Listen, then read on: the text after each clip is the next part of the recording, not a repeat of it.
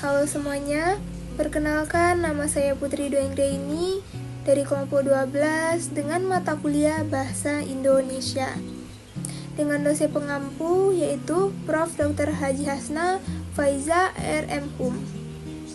Saya juga akan memperkenalkan kepada teman-teman semua rekan-rekan saya dari kelompok 12, yaitu ada saya sendiri Putri Dwi Anggraini dan rekan saya Raifela Novarian, dan selanjutnya rekan saya Jalilah. Di sini kami bertiga akan menjelaskan materi kami, yaitu kerangka isi artikel hasil pemikiran atau kajian pustaka.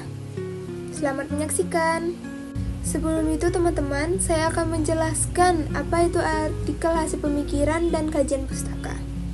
Artikel hasil pemikiran memiliki kemiripan dengan artikel kajian pustaka. Perbedaannya itu, yang pertama, artikel hasil pemikiran itu berasal dari ide atau gagasan penulis, sedangkan artikel kajian pustaka membahas teori atau konsep dari berbagai sumber tanpa menyajikan metode penelitian atau data dari hasil penelitian.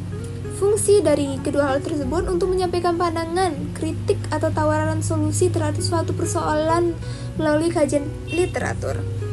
Jadi, artikel jenis ini tidak perlu laporan metode dan hasil penelitian, tapi hasil menekankan pada kekuatan argumentasi dan pemikiran. Selanjutnya, saya akan menjelaskan struktur penulisan artikel kajian pustaka. Poin pertama yaitu B, judul. Sebagaimana disampaikan di awal pembahasan, bahwa artikel jenis ini memiliki ciri provokatif atau mengunggah rasa ingin tahu pembaca. Oleh karena itu, penulisan judul juga harus mencerminkan isi artikel. Fungsi judul, menarik minat pembaca dan menjadi pintu pertama sebelum seorang memutuskan membaca isi artikel. Catatan dari judul ini yaitu judul adalah hal pertama yang dilihat oleh pembaca. Oleh karena itu, judul harus menarik pembaca agar terdorong untuk melanjutkan membaca. Tapi kalau judulnya datar, flat, orang cenderung mengabaikan meskipun isi dari artikel itu bagus. Karena itu, dalam artikel kajian pustaka, judul biasanya dibuat provokatif atau menantang sehingga orang merasa penasaran untuk membacanya. Selanjutnya, saya akan menjelaskan poin kedua, yaitu nama penulis dan lembaga. Menurut rumus yang saya jelaskan di depan ada 3 poin, yaitu ditulis tanpa gelar akademik, dicantumkan identitas penulis dan afiliasi institusinya. Yang ketiga, hal ini sama seperti penulisan artikel hasil penelitian. Contohnya, penulis Siti Nurhalizah dan lembaga Universitas Gadjah Mada. Catatan, dalam artikel ilmiah, nama penulis biasanya tidak dicantumkan dengan gelar akademik, misalnya S, PD, M, Hum, atau dokter, cukup dengan nama lengkap saja. Selain itu, lembaga atau institusi tempat penulis bekerja atau penelitian juga dicantumkan. Fungsinya agar pembaca tahu latar belakang akademik atau institusi dari penulis. Saya Raifela Novarian dan saya akan melanjutkan penjelasan selanjutnya. C. Abstrak dan kata kunci. Abstrak adalah ringkasan singkat dari keseluruhan isi artikel. Biasanya ditulis satu paragraf 150 hingga 250 kata. Tujuannya supaya dapat menarik pembaca, karena pembaca bisa langsung memahami inti tulisan tanpa harus membaca keseluruhan artikel. Bahasa-bahasa provokatif biasanya ditampakkan di bagian ini. Selanjutnya adalah kata kunci. Kata kunci adalah istilah-istilah penting yang mewakili inti pembahasan dalam artikel. Biasanya diletakkan setelah abstrak. Fungsinya supaya artikel mudah ditemukan oleh pembaca atau peneliti lain lewat mesin pencari atau indeks jurnal. Sebagai contoh, abstraknya, artikel ini membahas pentingnya Pancasila sebagai dasar pembentukan karakter generasi muda.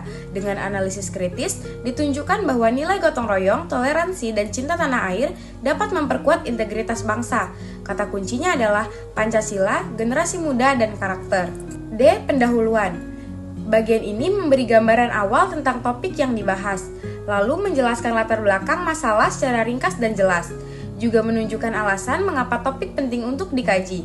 Biasanya memuat fenomena aktual atau isu kontroversial agar menarik. Yang terakhir, ini mengaitkan topik dengan kondisi nyata di masyarakat. Sekian penjelasan dari saya lanjutkan ke pemateri selanjutnya. Halo, selanjutnya adalah bagian saya akan memaparkan 3 poin dari video ini, yaitu bagian pembahasan, bagian penutup, lalu bagian daftar pusaka. Pada slide pembahasan ini, bisa dibilang bagian pembahasan itu adalah jantung ya dari sebuah artikel pemikiran, dari sebuah artikel ilmiah. Di sini penulis menunjukkan sikap yang paling kritisnya. Jadi bukan sekadar mengutip teori atau menganalisis masalah yang dibahas, tapi juga cara penyajiannya bisa lewat pendapat penulis, bisa juga melalui perbandingan antar teori, bisa juga gabungan dari keduanya. Nah, analisisnya itu juga harus disusun berurutan. Biar apa? Biar kita atau orang-orang, semua pembaca, audiens dapat mengikuti alurnya, dapat memahami apa yang dimaksudkan oleh penulis. Nah, yang paling penting adalah setiap pembahasan tetap mengacu pada teori yang sudah dipilih ya. Nggak bertele-tele gitu loh. Selanjutnya adalah bagian penutup. Kalau pembahasan itu jantung artikel, penutup itu tuh kayak apa ya? Kayak simpulan akhirnya. Nah, bagian ini tuh berisi penegasan ulang dari pembahasan yang sebelumnya udah dijelaskan. Penulis ini seperti ibaratnya menyimpulkan secara singkat inti dari jawaban dari persoalan yang diangkat. Selain simpulan, bagian penutup juga biasanya isinya itu ada saran, kritik, ada rekomendasi-rekomendasi tertentu. Jadi artikelnya tuh lebih bermakna gitu, lebih daging. Nah, sekarang bagian yang terakhir yaitu bagian daftar pustaka. Dia ini sama kayak karya ilmiah yang lain, dia juga wajib banget nyantumin semua sumber teori atau sumber-sumber informasi yang digunakan untuk menyusun, untuk membangun artikel ini. Tujuannya apa? Tujuannya untuk memberikan pengakuan kepada penulis asli, pengakuan akademik ya terutama, biar nunjukin kalau artikel ini tuh juga berbasis literatur yang valid, serta biar memudahkan juga bagi para pembaca atau siapapun lah pokoknya yang melihat artikel ini untuk menelusuri kembali, untuk membaca kembali sumber-sumber validnya, sumber-sumber aslinya begitu. Baik, saya ucapkan terima kasih kepada para hadirin yang telah mendengarkan, serta kepada Ibu Profesor Hasnah Faiza yang telah membimbing kami membuat video penjelasan materi ini. Kurang lebihnya dari saya dan teman-teman saya ucapkan mohon maaf dan terima kasih. Assalamualaikum warahmatullahi wabarakatuh.